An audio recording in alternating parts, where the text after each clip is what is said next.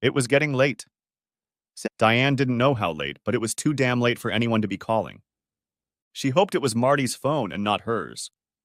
Either way, she just covered her face with a pillow and gave thanks when the ringing stopped after the fifth. And she was just getting comfortable when the ringing sounded again. "Damn it!" she shouted, opening her eyes again. "Martin, answer your damn!" The words were suddenly cut short as she realized her husband wasn't beside her in bed. She glanced at the clock, 3:37, picked up her phone from the nightstand, and wondered why her husband wasn't in bed. After all, he had been there when they went to bed hours ago. "Yes, hello," she muttered into the receiver. "Is this Diana Miller?" Yes, it's her. Who is this? Are you Martin Miller's wife?" "Yes, for God's sake, yes. Who is this?" "Mrs. Miller, this is the emergency room at North City Medical Center. Your husband was brought in about an hour ago, and we still have your contact information from an incident a year ago. He was in a car accident. Could you come over right away?" "Oh my God, is he okay?" "No." "I'm not at liberty to discuss his condition over the phone, ma'am. Would you please come over?" "Yes, of course. I'll be there as soon as I can." She ran upstairs where her daughter slept. Dallas, named after the city in which she was conceived, attended the local university but lived at home to save money. During her freshman year, she liked living in the dorms, but during her sophomore year, she decided that living near campus would not be conducive to her studies. "Dal, wake up!" Nothing. "Dally, wake up!" This time, she was lightly nudged in the shoulder. Still nothing. "Dallas, wake up!" Dallas sat up straight in bed and tried to focus her blurred eyes. There was a light on in the room. It was a short night. "Dallas, your father was in an accident. He's in the emergency room. You need to get dressed. We need to go." Once dressed, both women drove to the hospital as fast as they thought was safe. Dallas began inundating her mother with questions about what had happened, but Diane couldn't give any more information than she had already told her. It seemed like an eternity to them, but given the lack of traffic at this time of night and morning, the drive only took about 10 minutes. There was an empty space near the entrance, and Diana had parked the car at a slight angle, but it didn't bother her in the slightest as they jumped out of the car and headed inside. They were led to Martin's room in the emergency room, and they were shocked at his condition. He was well bandaged and clearly unconscious. They were given forms to fill out. Grief doesn't exempt you from paperwork. Dallas moved her chair to be closer to her father. They stayed there for about an hour before a man and woman in police uniforms entered the room. "Good evening, ma'am. I'm Officer Gail Stanton, and this is my partner, Robert Hansen. We were first on the scene of your husband's accident. Any word on his well-being?" "No one has told us anything, officer," Diane replied. "Oh, this is my daughter, Dallas. We need to ask you some questions. I realize the timing isn't right, but it's best to do it as soon as possible." "Of course." "Do you know what your husband was doing at this time of night?" "That's the thing. He was home, and we went to bed together around 10 p.m. I didn't even know he wasn't home until the hospital called." "Ma'am," Officer Stanton turned to Dallas. "Can you confirm that?" "Actually, I can. We were watching a movie on TV that ended at 10, and then we all went to bed. I saw Dad go into Mom's bedroom." "What movie?" the officer asked. "Something with Keanu Reeves in it. Some kind of action movie. Dad picked it out. It was his turn." "Did you have any particular problems? Financial problems, maybe? Or marital ones?" "Nothing that all married couples don't face. No special problems, no. I just don't understand why he went out without my knowledge. Were the people in the other car hurt?" "That's just the thing, Mrs. Miller. It was a one-car accident. According to both witnesses, your husband's car was driving normally and then accelerated rather suddenly and slammed right into the big oak tree that stands on the corner of Highway 121 and 288. There were no skid marks, and no one remembers seeing any brake lights." Diane and Dallas looked at the officers when it came to them what they were implying. "Are you implying that my husband did this on purpose? That he tried to kill himself?" "We have yet to inspect the car for possible mechanical problems, and of course we'll need to talk to your husband when he wakes up. But we are considering that possibility as well. Are you sure there were no problems that you can think of? Officers, I love my husband very much, and we have a wonderful marriage. No, I don't see any problems. I'm sure he just lost control of himself or dozed off. It was very late. I'm sure there are reasonable. Diana burst into tears and couldn't finish the sentence.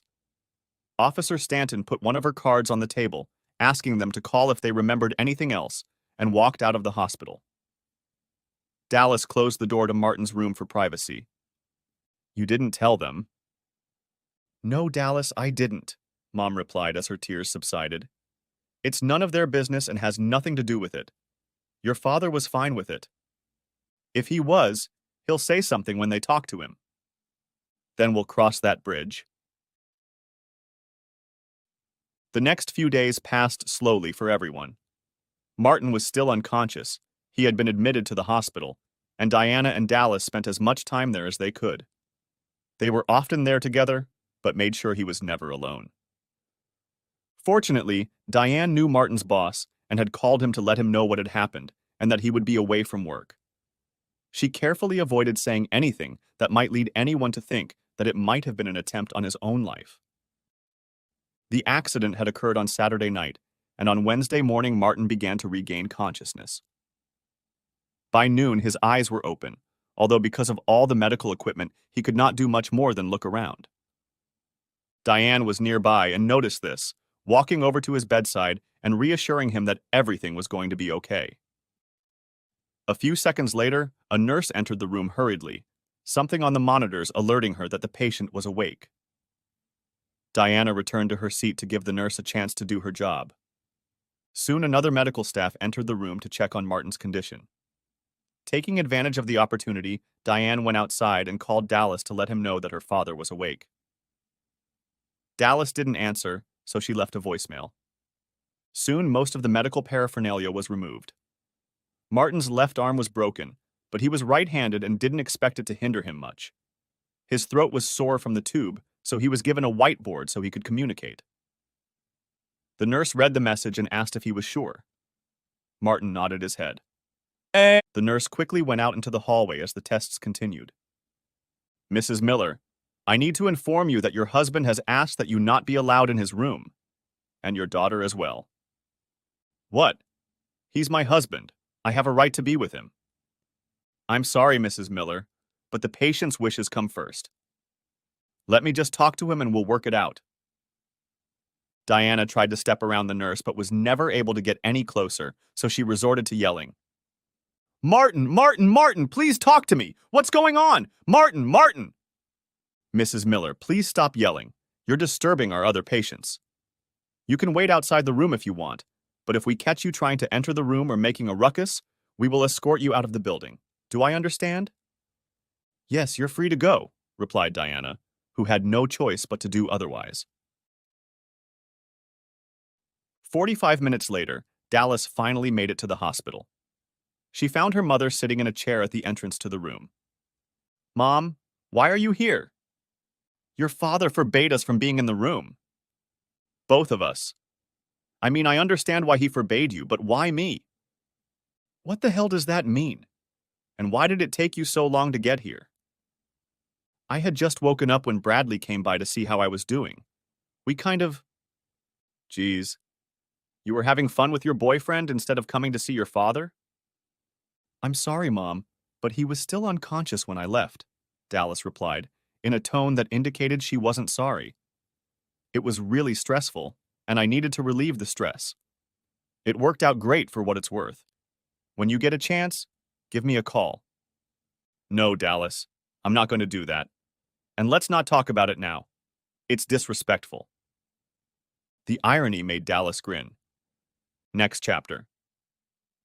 There was a knock on the door, and a tall, very attractive brunette walked in. She was dressed professionally, but not like a doctor, although her badge gave her away as an employee. Good morning, Mr. Miller. I'm Dr. Lassiter, one of the hospital's mental health specialists. How are you feeling? As well as can be expected, I suppose. It's been 9 days since the accident. He has regained the ability to speak, The whiteboard is a thing of the past. He'd asked when he might be discharged, but never got a clear answer. Until now.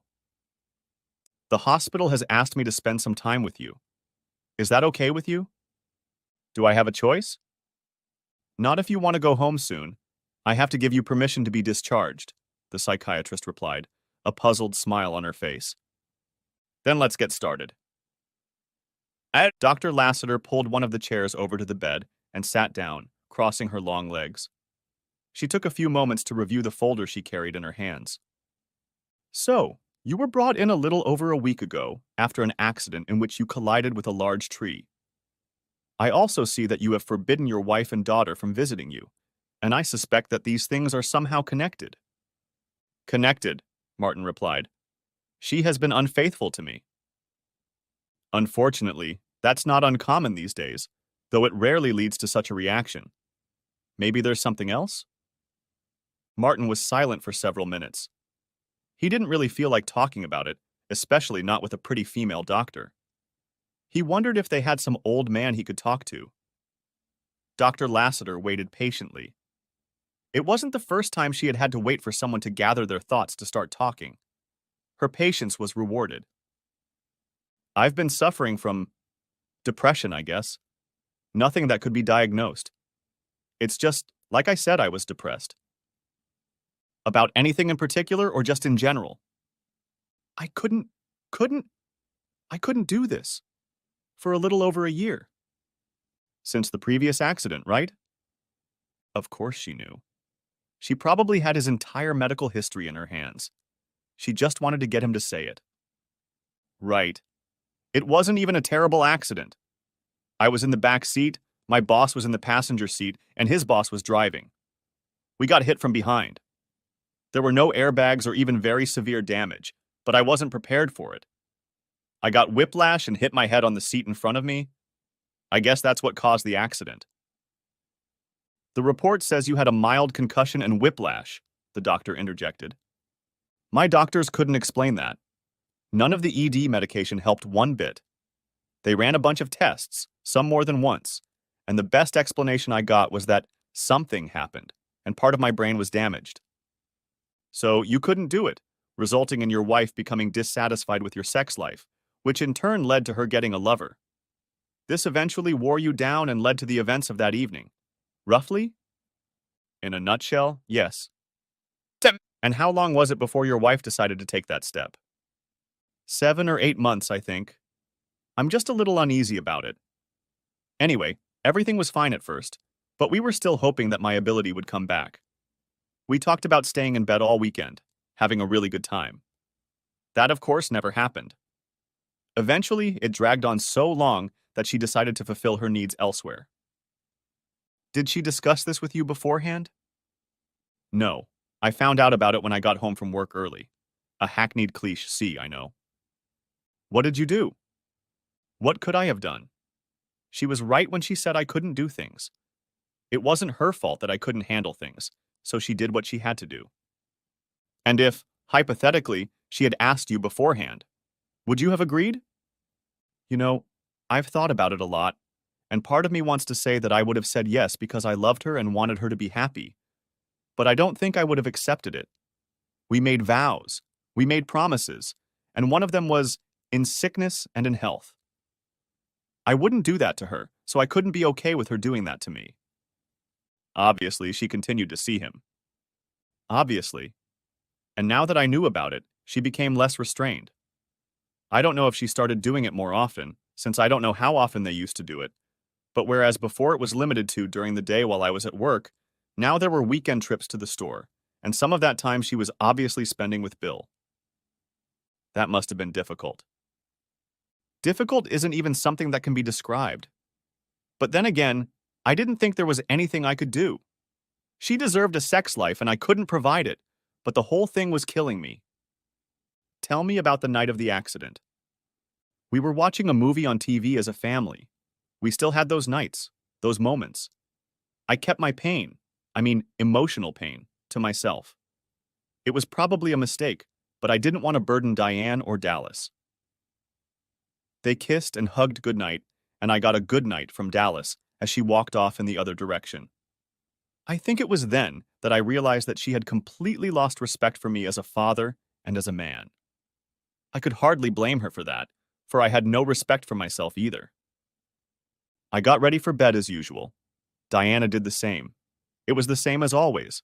Every night, the same thing. I waited until Diane was asleep. Then I got dressed, grabbed my wallet and keys. I went upstairs and peeked into Dallas's room. She was asleep too. I kissed her and said goodbye. I went and got in my car. I knew it had airbags, but I figured if I hit hard enough it wouldn't matter. I didn't have a specific plan, I was just driving around. I knew of a large oak tree, but it wasn't my immediate target. After driving past it the first time, I realized there were no obstacles there and I could drive up pretty straight. I drove by it again and headed straight for it. For several minutes they sat in silence, letting the story digest in their brains. Finally, the doctor spoke. Mr. Miller, I want to thank you for being so open and honest with me today. That's a great rarity. I'm going to let you get some rest and take some time to process what you've told me. Is it okay if I come back tomorrow? I'm not going anywhere, he replied. They shook hands and Dr. Lassiter left the room. Martin picked up his cell phone, which he had left at home that evening, and which Diane had brought him before he had forbidden her, and answered several messages and emails, including messages from his boss. Then he closed his eyes and tried to sleep. Back at home, Diane tried to keep her cool. She was under the impression that Marty was okay with her relationship with Bill, that he had given her a gift because he loved her very much. Even when she had first heard about the accident, she no longer believed it was an accident. She had been sure he had nothing to do with it, but now she wasn't so sure anymore. She suspected that the police had spoken to her husband, but she hoped he hadn't said anything about her relationship with Bill. The police never contacted her again, technically not considered a crime. Case closed. Still, he never really objected. Did he? If he had, she didn't remember it. And besides, she wasn't going to live in celibacy just because some idiot decided to finish off her husband's boss. That wasn't what she'd signed up for, and she wasn't going to settle for that now. When Marty got home, she would try to be more considerate of his feelings, more reserved with Bill, but there was no way she was going to give it up. Next chapter. The next morning, Dr. Lassiter came in as promised. She walked the same way, took one of the inconspicuous sturdy chairs, of which there were 2 in each room, and sat down. Marty watched her with interest. How are you feeling this morning, Mr. Miller? Not much changed from yesterday, Doc. Ready to go home, but I guess that's up to you. Partially, yes, but by state law, you've been detained for 72 hours, and technically that didn't start until you and I started talking yesterday. So, 2 more days at least. That's fine, Doc. At least the food here isn't too bad. It's always bad, they picked up together, sharing a hearty laugh. Old but kind, Dr. Lassiter remarked. But I'm glad you're joking. So am I. It's been a while, and by a while I mean months. I haven't felt like, well, myself. I used to be a pretty good joker to the point where I sometimes got on Dallas's nerves. We didn't have bad thoughts anymore? We didn't go down dark alleys in our minds anymore? You know, Doc, no. I spent a year pretty depressed, and the last few months I've been really depressed. I don't feel that way anymore. It's been replaced by anger, frustration, annoyance, by Diane and Dallas, more Diane, of course, but mostly by myself, for failing to stand up for myself, to let my wife know that what she was doing was unacceptable. And now you intend to stand up for yourself? Absolutely. While I admit I'm tempted to just file for divorce, I have to take some of the blame for letting her overstep her bounds. But if she's willing to stop seeing Bill, then I'm willing to go to a counselor and try to repair our marriage. I can appreciate your determination, Mr. Miller. I rarely see such a quick turnaround. I had plenty of time to think as I lay here before you came in. I am grateful to you for giving me the opportunity to voice them, to tell someone. It allowed me to focus my thoughts. Excellent, Mr. Miller. Just excellent. In that case, I won't be late today. I have a few more patients than yesterday, so I can use that time. I'll stop by tomorrow for one last chat with you. but I don't see any reason why you won't be able to leave on schedule. Looking forward to it, Doc. Diana and Dallas were there to pick him up when he was free. If he was going to try to get things back on track, he had to start by acting like things were going to be restored. There was still healing to be done. The airbags had been surprisingly effective, far more effective than Marty had anticipated. Worst of all was the concussion he had received, which had caused him to spend a lot of time resting and relaxing in the dark. The TV was off, and gentle music was playing in the background. His wife and daughter were caressing him. All was well for a little over a week until Diane announced that she needed to go shopping. "No," Marty said calmly. "What?" replied Diane, perplexed. "Marty, there are things we need, including some of your healing creams." "Make a list for Dallas. She can go." "Why are you dragging me into this, Dad? Besides, I have plans to meet Bradley." "Then you'll have an incentive to finish shopping sooner, won't you?" "Diane, the list." "This is ridiculous, Martin. You can't just come home and turn our routine upside down. Dallas has his own plans, and I'm going to the store, and that's final." "Do you think I'm stupid, Diane?" "Stupid? No, Marty, of course not. Why would you ask such a thing?" "You think I don't realize that these shopping trips are an excuse to visit Bill?" "I've never come home with groceries, Martin. Not once." "Yes, and it's a great cover.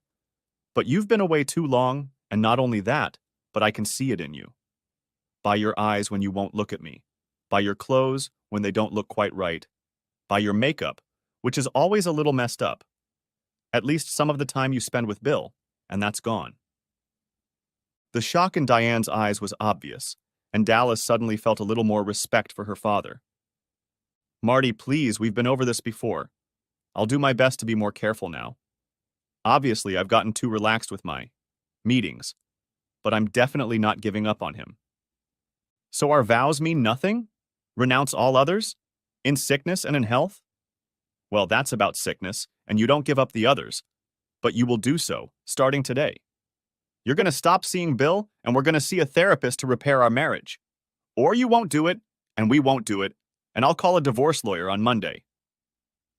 "You're not going to do any of that, Martin Miller. Don't you dare threaten me. If I could do this with you and only you, I would. But I can't. And it's not my fault. I didn't cause the accident. I wasn't even there. Suddenly, because I had nothing to do with it, my sex life is gone, and I'm supposed to just accept it?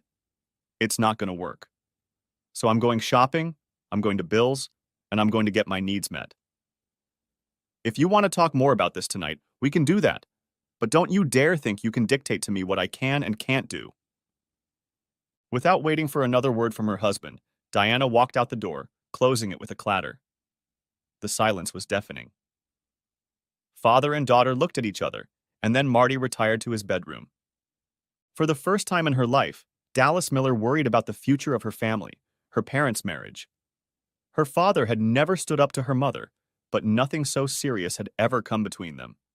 But deciding that it was between them and there was nothing she could do about it, she cleaned herself up and went to meet Bradley. Next chapter. "Damn it, Dal, what's the matter?" asked Bradley disappointedly. "I'm sorry, Bradley. I'm just worried about my folks and I can't stay in this mood." "Come on, baby, let's have some fun. It'll take your mind off them."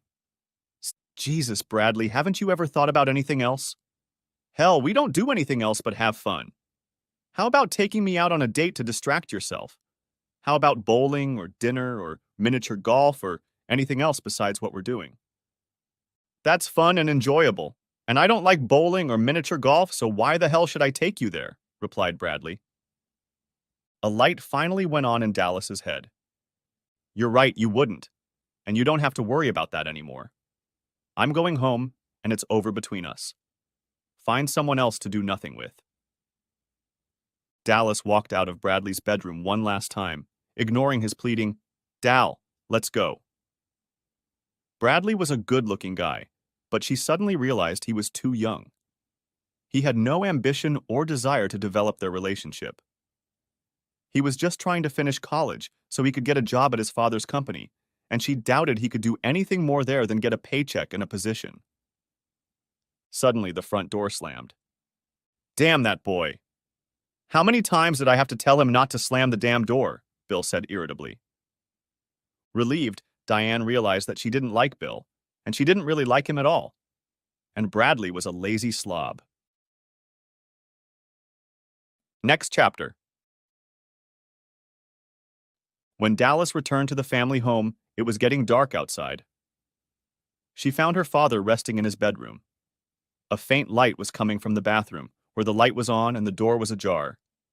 She realized her father wanted some light, but none of the lights in the room burned that low. Dad. He stood with his back to her and didn't turn around, but he answered nonetheless. Dallas. I'm sorry. That got his attention, so he carefully sat up in bed and turned to see his daughter crying in the doorway. For what? He'd stopped calling her affectionate words when he'd found out she'd helped her mother find a lover, and he hesitated to do so now, even though she was crying. He couldn't help but think it was just as much of a setup. Dallas stepped closer until she was at the foot of the bed. I'm sorry for what I did. I was just trying to help my mom, you know? She was so upset about what you were going through, and the fact that you couldn't. Their eyes met for a moment. Well, you know you couldn't. And Bradley's father went through the same thing after Mrs. Coyle died. Bradley says his father talks all the time about how much he misses her, especially the closeness. I thought they could take care of each other.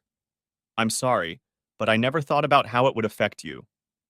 So, is that why you, did what you did that night? Marty was surprised at such an unexpected revelation from his daughter. It might still be a hoax, but he had to take her confession at face value. If he'd been fooled, hurt, deceived again, then so be it. Mostly, I guess. I was still pretty depressed anyway, just because I couldn't, what I couldn't. Father and daughter met gazes again, this time exchanging a brief smile. But it's over now, Dally. I won't do it again. I hope you won't. I still need you. Are you going to divorce your mom? I haven't made a final decision yet, honey, but I don't see any other way out unless she stops seeing Bill. But keep it to yourself. She has to change because she wants to, not because she's forced to. Okay, Dad. I'll go upstairs. Oh, did I break up with Bradley today? Marty tried to hold back a smile. He'd never particularly liked the guy, but it surprised him because she seemed to be in love with him, or had been once upon a time. Why? Marty asked, surprised at this turn of events. Because, Dallas began, and then paused to think. Because my dad once told me he wasn't good enough for me. And I finally realized he was right. I finally realized that my dad was right about a lot of things. A smile appeared on Marty's lips as he realized that his girl had grown up a lot today. Dallas walked over to her father and hugged him, realizing that it was the first hug they'd had in a long time. Finally, they pulled away, smiled at each other, and Marty watched Dallas silently leave the room and go upstairs. No sooner had his daughter's bedroom door closed than Marty heard the chirp of Diane remotely locking her car. The good feelings that had just filled him with joy vanished in an instant. He lay down again and closed his eyes. A moment later, Diane walked into the bedroom. She was taking a shower at Bill's, and Marty decided it was best if she came back fresh, although they could both telegraph exactly what Diane had been up to. Could you help with the groceries? Is there really groceries here? Asked Marty, pulling herself up. Yes, Marty. I told you I'd get groceries, and I did. Marty dragged the bags from the car and unloaded them on the counter. He noticed that they contained no refrigerated or frozen food, all to restock the pantry. He also found the receipt, and judging by the time, she had left the grocery store almost 2 hours ago. From the looks of it, she had gone shopping first before heading out to meet Bill. Even though Marty knew she would, the evidence lying in front of him still hurt. After putting his things away, Marty wordlessly made his way to the bedroom to lie down. He wondered if it was even worth bringing it up again. There was really no point.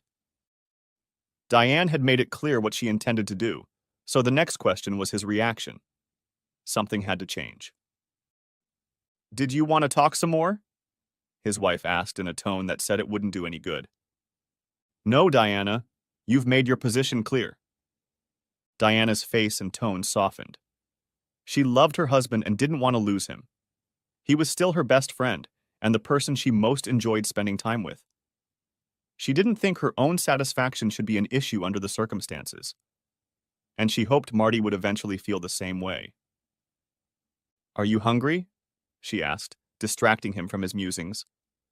No, I made fettuccine while you were gone. I hope you had a salad? You haven't been very good with vegetables lately. No, there was no salad, but I made spinach. Diana nodded approvingly and headed to the closet to get dressed. She had thought about getting back to intimacy with her husband, something she missed so much, but today was not the occasion. By the time she'd changed clothes, Marty was already asleep, or at least pretending to be very well. Next chapter. The divorce didn't go smoothly. Diane was furious when she was handed the papers. Marty had been kind enough to send them to the house and didn't fail to point out that he was out with Dallas at the time, having moved into the guest room, which was upstairs next to Dallas's room. Diane fought hard against the divorce. She hired a very aggressive attorney, and he made every effort. They even tried to have him declared mentally incompetent, citing a suicide attempt. Marty, anticipating that she would try something like that, and because he thought it was a good idea, went to a psychologist the same week he was served with the papers. The psychologist he went to was highly respected and certainly not cheap. And when he testified that Marty was definitely no longer a suicide risk, the judge agreed and the matter dropped. The argument could have gone on for a long time, but just when it looked like Diane was ready to put her feet up, Dallas intervened. She let her mother know that they were wrong, that Diana's needs did not outweigh the vows and promises she had made. Life wasn't always fair, and she had to support her husband and suffer by his side. Dallas also made it clear that any further resistance would damage their future mother-daughter relationship, possibly forever. Faced with the loss of her husband and daughter, Diane decided she had no choice and dropped her objections to the divorce. The house was sold. Marty agreed to alimony for several years, knowing that a judge would award it anyway. Diane got herself a 2-bedroom apartment near work and was able to go full-time 8 months after the divorce, but the divorce left her bitter and angry, especially when Bill let her know it was over between them. He seemed to have several other women he was having fun with, and Diane lost her attraction once she was no longer married. Dallas continued to attend school, alternating between being with both parents, though as time went on, Diane stopped playing the victim role and continued to blame Marty for the divorce. If she heard her mother say one more time, "If only he had been more understanding," she would have screamed. And Marty? Well, next chapter. Marty entered the dimly lit club around 10 p.m. It was Friday night, and he just wanted to get out of the house. He just wanted to spend some quality time. He wanted to drink and maybe dance. He had been so unlike himself lately, and he wanted to change that. He took a seat at the bar and ordered a rum and coke. As he sipped his drink, he glanced around at the customers who were with him that evening and noticed a face at the far end of the bar that seemed familiar, but he couldn't locate it. A nearly empty wine glass stood in front of her. Marty shifted his gaze to her and thought for a moment, and then he turned back. He sat on the edge of consciousness for a couple minutes, and then it hit him. A small smile appeared on his lips, and he picked up his drink, carrying it carefully as he approached the woman. She looked up at him as he approached her. "Dr. Lassiter?" She looked him in the eye and studied his face for a while, but she didn't immediately recognize him, and Marty thought he might have the wrong person. "I'm leaving Dr. Lassiter at the hospital. Here in the real world, it's Vicky. But I'm afraid you've put me at a disadvantage. It's been quite some time, and I'm sure you've interacted with far more patients than I have with excellent psychologists. I'm much better with names than faces. Try me. Martin Miller." Vicky thought about the name for a moment, and Marty waited patiently for her to admit defeat. He watched her carefully, and if you asked him later, he'd swear he saw a light bulb go on in her brain. "Ah, Mr. Miller. An unfaithful wife and a rather unexpected collision with a tree, if I'm not mistaken. You're not mistaken, and I'm amazed. We've only spoken twice in a year, heck, almost 2 years ago. It's a gift. Care to join me? Marty took a seat, signaling the bartender to fill their drinks. Thank you. My pleasure. So, what brings you here tonight? Meeting someone? Asked Marty. Trying to, Vicky replied, and the gleam in her eyes made her meaning clear. Really? I thought I remembered a rather impressive stone on your finger. Perhaps you did. It was a little before my divorce became final. I wore rings in an attempt to convince my husband, ex-husband, that he really had nothing in common with a 20-year-old cashier other than a desire to invite one of her friends into his bed. I'm afraid I didn't succeed. Oh my God. Are they still together? This may surprise you, Mr. Miller, but since the divorce, I've completely lost interest in Wayne's relationship. I don't have the slightest clue. Of course you do. That was a stupid question. And please call me Marty, Martin, or even Jerk. Anything but Mr. Miller. What did your wife call you? Marty. All right, Martin. Would you like to take me to the dance floor? I'd love to. Martin asked the bartender to leave their drinks behind the bar, then took Vicky's hand and led her to the dance floor. It was a rousing number, and they quickly got into the rhythm. This song was followed by another fast song, and then a slower song began. All the while they stayed on the floor, and on the slow song they pulled themselves to each other. Vicky wrapped her arms around Martin's neck, and his hands pressed firmly against her back. Being a guy, Martin immediately noticed the lack of a bra. They stared into each other's eyes for a while before Vicky rested her head on his shoulder. 2 slow songs followed, and they didn't break their embrace when the second song began. Martin was immersed in the sensations of this beautiful, soft woman who smelled simply amazing. As the song faded out, Vicky took advantage of the slight lowering of the music volume to say a few words. How about you take me back to your place and do something about it? Martin took her hand and walked back to the bar, paying the bill and informing the bartender that they didn't need any more drinks. He didn't look surprised.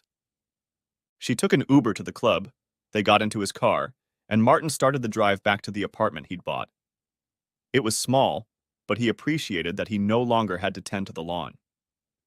Vicky, maybe I'm asking a little late, but how much have you had to drink? It was my first glass of wine on the bar when you came over. Why? Because I don't take advantage of drunk women. Don't worry, Martin. And they pulled into the underground parking garage and took the elevator to his floor. As soon as the door closed, Vicky immediately said, "Then show me to your bedroom." An hour later, they were about to fall asleep, but Martin had one more question. Vicky? Do you think you're ready for another serious relationship? There was a long pause, and Martin was afraid he had made a mistake and scared her. He half expected her to get out of bed and ask for a ride home. There was no doubt in her attractiveness to him, and not just in her physical beauty. She was intelligent, and he enjoyed her company. Of course, it wasn't love yet, but she was the first woman he'd met since his divorce that he'd even considered. Why don't we talk about it in the morning? Sure. Good night, Vicky. Good night, Martin. Next chapter. Vicky woke up before Martin did. He seemed calm, so she just let him sleep. She showered and then went to the kitchen to see what she could make for breakfast. Martin's question before bed caught her off guard. Not that she wasn't attracted to him, but she was really focused on having a good time. She had been telling herself for months that she didn't need a man in her life, and to some extent that was true. She had a good job and wonderful friends, so she didn't need a man. But to be completely honest with herself, she did want one. But would a decent guy even want her after she told him the truth? Martin was awakened by the smell of something cooking. He rushed into the kitchen and found her. I was going to take you out for breakfast. It's too late. You can take me out to lunch. Go take a shower and breakfast will be ready. 10 minutes later, Martin returned to Vicky in the kitchen just as she was arranging the plates on the table. There was an omelet, a few slices of sausage, and a piece of buttered toast. I didn't realize I had sausage in there, she said. It was stashed in the freezer. I hope it's still good. Martin took a bite from one of the slices and said it tasted quite all right. Breakfast itself went relatively smoothly, and Martin took on the task of cleaning up the kitchen as Vicky had done him the courtesy of preparing the food.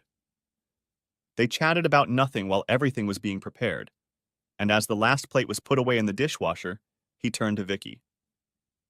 Are you ready to talk? Ready as I've ever been. All right. Look, Vicky, I don't want to put you on the spot or pry into your business. If you're not interested in anything but fun, then so be it. You don't owe me anything. I know that. It's just that I need to tell you something, and why don't we do it in the bedroom? I'll be more comfortable there. They held hands and went into the bedroom. They sat on the bed facing each other. Martin, I know we only met last night, at least as people in the real world. I think you're a great guy and I'm definitely attracted to you, but there's something I need to tell you. I told you that my husband left me for a 20-year-old, and it's true. But that wasn't the whole story. The main reason he left me was because I couldn't have children. He wanted a family and was looking for someone to give him one. He didn't want to adopt. The fact that he didn't have children of his own, he saw as some sort of failure, and I was the reason. And no, I have no idea how he behaved after the divorce. I'm a guy in his 40s with a grown daughter. I wouldn't mind kids, but that's no reason to divorce. I'm glad to hear that. Another thing I want you to know, well, at least I want to be honest, is that I'm not too proud. After my divorce was finalized, I wasn't feeling my best. I was getting old and had just lost my husband to a woman almost half my age. I'm 37 in case you were wondering. I was wondering, but there was no way I would have asked. They both chuckled slightly. I also felt, well, inferior is probably the most appropriate word. Truth be told, I didn't feel like a woman at all. How can you be a woman and not have children? I know what you're thinking, but that's how I felt at the time. So I decided to prove that I was a woman, and if I couldn't be a woman by having children, then I was going to be a woman by satisfying men. Many of them, and mostly anonymously. I called myself Angela and wouldn't stop going home with someone when I wanted to. This went on for a few months until I realized it was self-destructive behavior and started seeing a therapist. But even then I continued to do it, though less frequently, until I finally reached a point in my life where I could stop. Isn't that what you were doing last night? Asked Martin cautiously. He wasn't judging her or wanting her to think that, but there was no doubting that she had been a cougar on the hunt last night. Yes, it was. I still have feminine needs, and I still go out occasionally to fulfill them.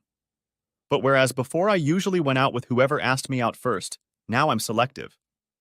There have been many nights when I've gone home alone and, taken care of myself. I suppose I should be glad I passed the test. You passed, Martin. You passed. I've really enjoyed spending time with you, and in answer to your question, I'd love to get to know you some more, but I'd like to be honest about what I've been through. I got tested and didn't get infected with anything, which was incredible luck. I don't need birth control, but I can provide a note from my doctor if you need proof. If you'd like to try it, I'd like us both to be tested and agree to an exclusive relationship. For several minutes, Martin sat in silence. Vicky waited patiently, but worried whether she had given him cause for concern about a possible relationship. Finally, he seemed ready to respond. Vicky, thank you for your honesty. I know it must have been very difficult. I think I owe you the same.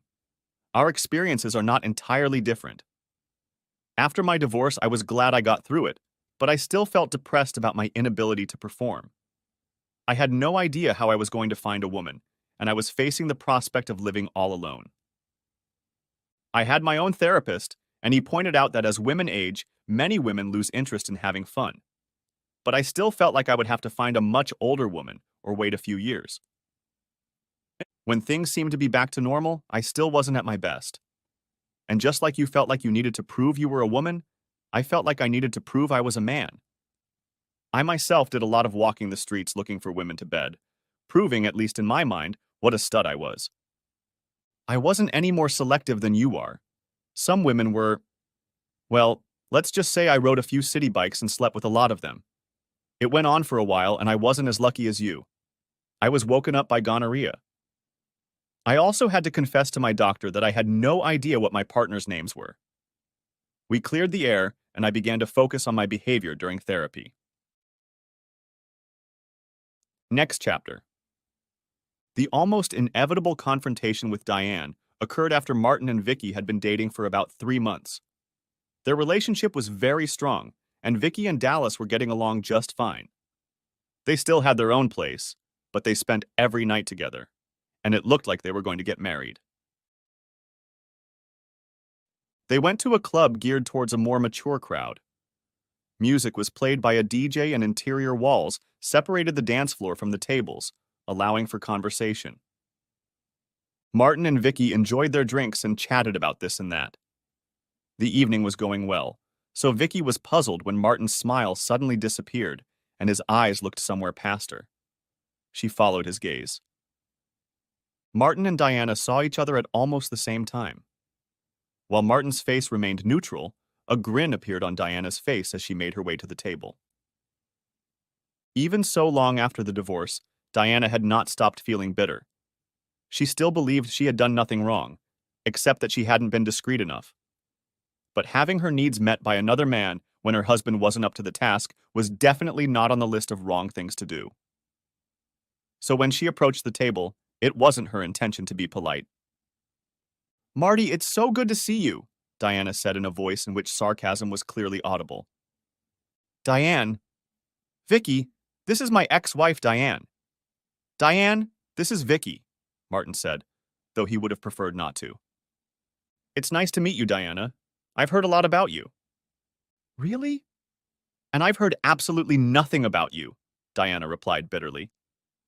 "We're divorced, Diana. Have been for over a year now. My life is no longer your concern.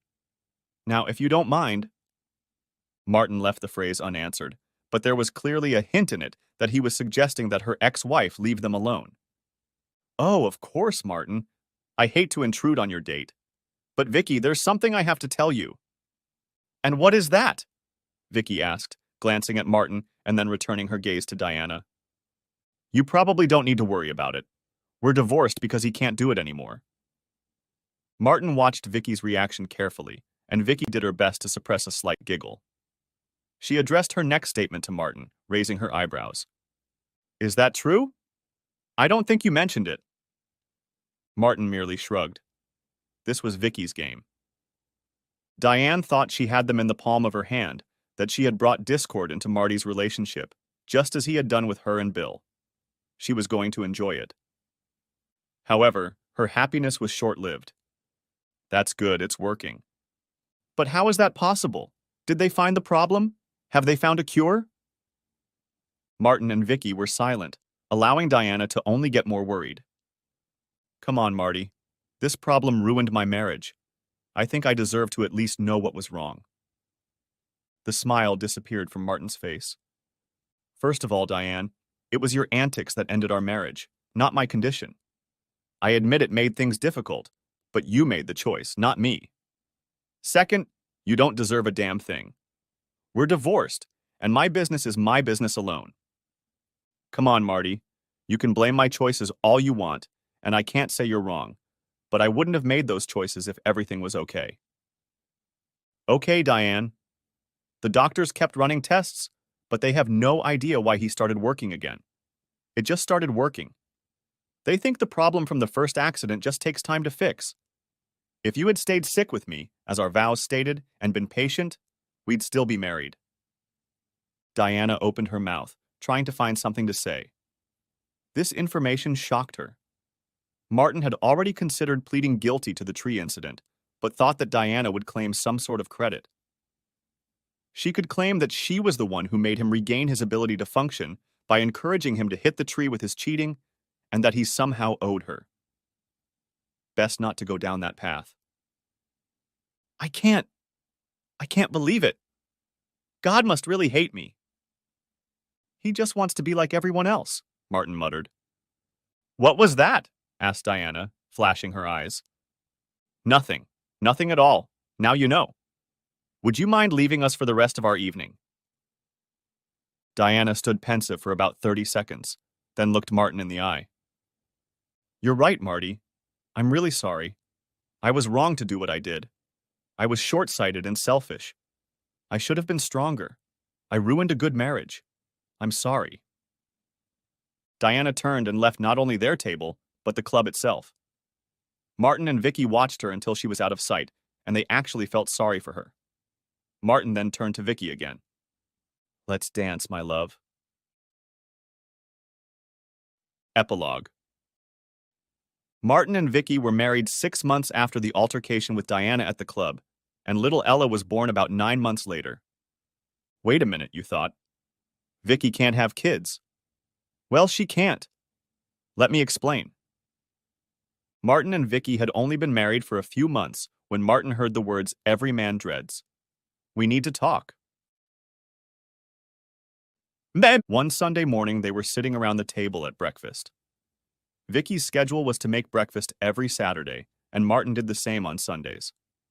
Martin had noticed that Vicky had seemed preoccupied and distracted the last couple days, so when she placed a newspaper article in front of him in the middle of breakfast, he wasn't too surprised. What's this, sweetheart? Read it, please. Martin flipped through the article. It said that a guy named Wayne Jessup had been killed by police officers when they responded to a domestic disturbance call. The article was dated about a month earlier and gave some details about the scandalous relationship between the deceased and his much younger girlfriend, who had a 3-month-old baby. It was a tragic story, but it meant nothing to Martin. Okay, I've read it. So? Honey, Wayne Jessup is my ex-husband. Martin realized they'd never really talked about him, except for that short story about why he'd left Vicky for a cashier or something. Wow.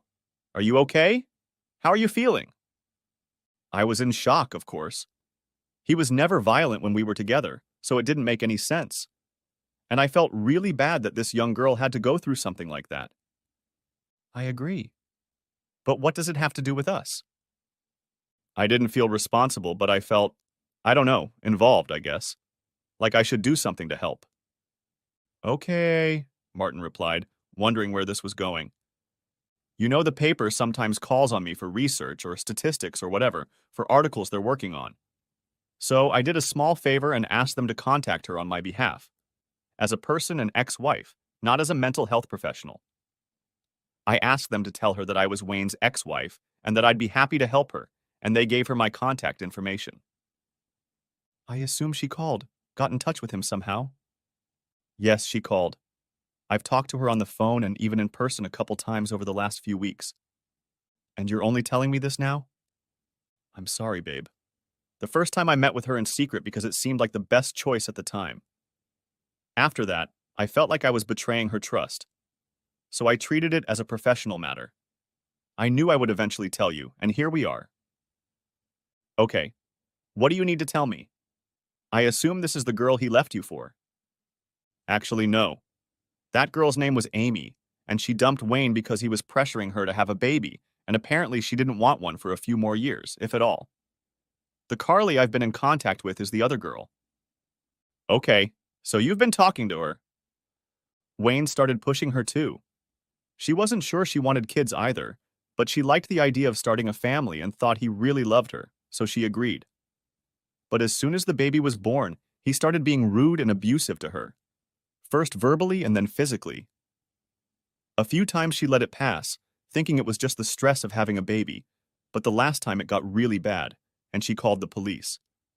She figured they'd take him to jail to calm him down and they'd talk the next day. Obviously, that's not what happened. When he found out she had called the police, he started screaming and swearing and pulled a gun out of the dresser. She says she didn't even know he had a gun and hid in the baby's room thinking he was going to use it against her. The cops showed up a couple minutes later, and he went outside to confront them. Carly was still hidden, but could hear everything perfectly. Wayne started telling them to get off his property, that everything was fine, and they had no right to be there. They were trying to talk him out of it when he apparently pulled out a gun because Carly suddenly heard them yelling at him to drop it. Soon she heard gunshots. Carly lay low, not realizing what was going on. She came out when police officers started searching the house and calling for her. No one said anything to her, but she saw a body covered with a sheet outside the door and realized it must be Wayne. How traumatizing that must have been for her.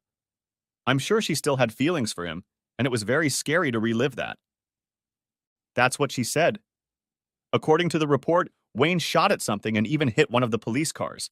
They returned fire, and that was the end of it. A tragedy.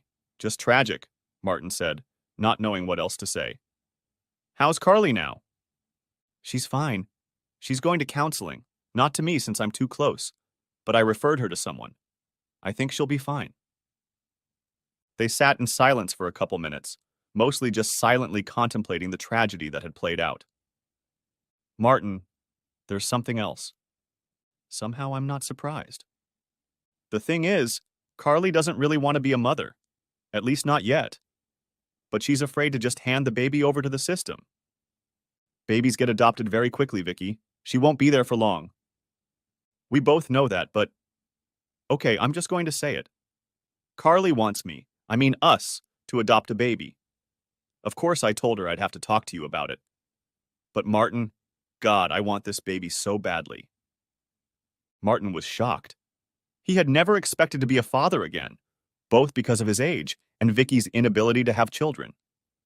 And here was another child, and an infant, possibly ending up on his lap. Vicky filled the silence. I spoke to one of the social workers and a lawyer at the hospital. They said that this kind of planned adoption isn't very common, but it's not uncommon, and it's perfectly legal. Did you talk to other people about it before you talked to me? Martin, I didn't want to talk to you about it if it didn't work out. I wanted to get all the information before I talked to you. And what does Carly want out of this? No money, if that's what you're thinking, although I'd like to help her get back on her feet. After all, she just lost her only source of support. All she wants is to stay in business. If not exactly in Ella's life as Aunt Carly, then at least pictures and news as she grows up. Martin was silent for a long time, going over all of this in his head. He understood every step Vicky had taken along the way, who she'd socialized with, and how she'd worked things out. He just wished he could go through it all with her, support her along the way. How about committing to another 18 years? By the time Ella graduated high school, he'd be in his 60s. Would he have the strength for that? The patience? Even as he asked himself these questions, he knew he would never deny Vicky what she wanted so badly. Martin, talk to me, please. Martin looked into his wife's big, beautiful, deep brown eyes. So, what is the next step in her adoption? That's how Ella became a member of our family. Of course, it wasn't instantaneous. There was a lot of bureaucracy to go through, but eventually the adoption was finalized, and they became a family of 3. 4, if you counted Dallas, who adored her new baby sister. Martin and Vicky helped Carly get a certificate at the local technical college, and she got a job at a dental office. She has started dating a young man who was a patient of hers, and it looks like it may be serious. They see each other a few times a year, and Vicky sends pictures in the meantime. Martin and Vicky are still happy and have no plans to have other children. Vicky is able to take Ella to the hospital daycare when she works and checks in on her several times a day. And Martin somehow finds a way to visit his wife and daughter several times a week.